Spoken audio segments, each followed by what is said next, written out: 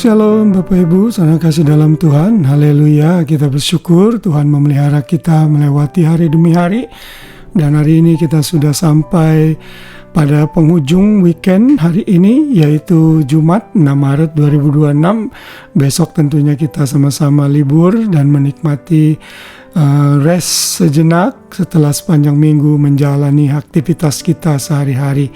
Dan dalam bulan Maret ini, dalam renungan malam yang saya buat ini, kita akan terus belajar mengenai menang atas masalah, yaitu bagaimana kita bisa memiliki sikap hati yang benar saat kita menghadapi masalah yang datang menghimpit hidup kita. Dan kita sudah belajar beberapa hal yang mendasar mengapa masalah bisa terjadi dalam hidup kita. Dan kemarin kita sudah belajar bahwa masalah bisa terjadi karena ulah kita sendiri. Kalau itu terjadi, maka kita harus bertobat, mengakui kesalahan, dan melakukan penyesuaian-penyesuaian agar masalah yang buruk tidak makin terjadi. Dan hari ini kita akan belajar bagaimana masalah bisa terjadi karena ulah orang lain.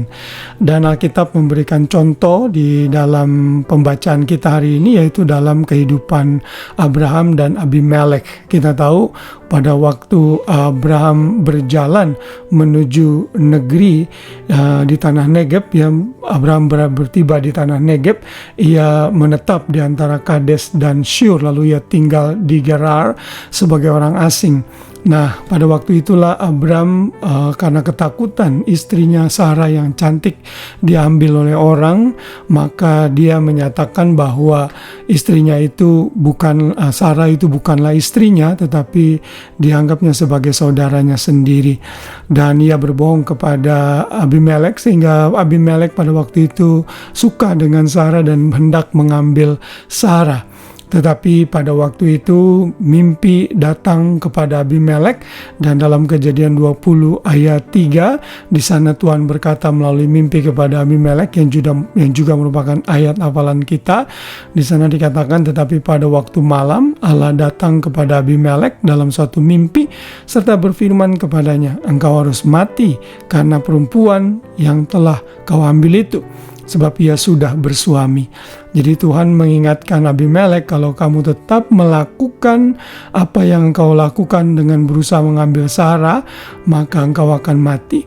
Saudara, Abimelek tentunya sangat terkejut dengan hal ini karena dia tidak tahu bahwa Sarah itu adalah istri dari Abraham. Lalu tentunya Abimelek datang kepada Abraham dan berkata, mengapa engkau melakukan hal ini? Lalu kita tahu kisah selanjutnya.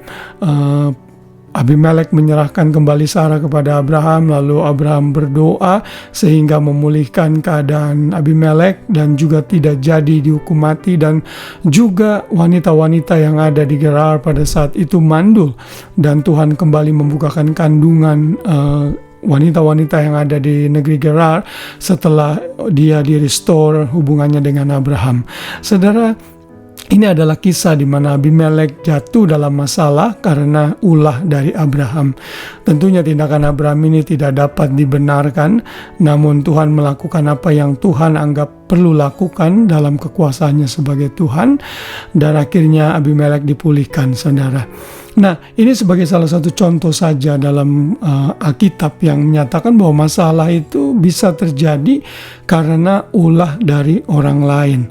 Dan kita dalam kehidupan keseharian kita pun juga mungkin bisa atau pernah mengalami masalah yang terjadi bukan karena ulah sendiri, tapi karena ulah orang lain.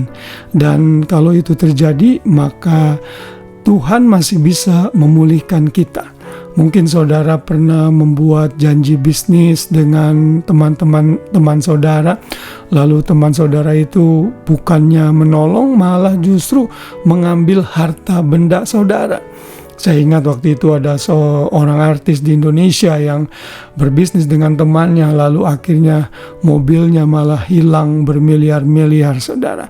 Kita bisa saja terlibat dalam masalah bukan karena kesalahan kita sendiri, kita itu tulus, jujur, tetapi orang lain memanfaatkan kejujuran dan ketulusan kita sehingga kita terlibat dalam masalah. Kita juga bisa mungkin mengalami kecelakaan karena ulah pengendara mobil yang ugal-ugalan misalnya, misalnya. Dan ada banyak lagi contoh. Kalau itu terjadi, saya percaya Tuhan masih bisa memberikan jalan keluar.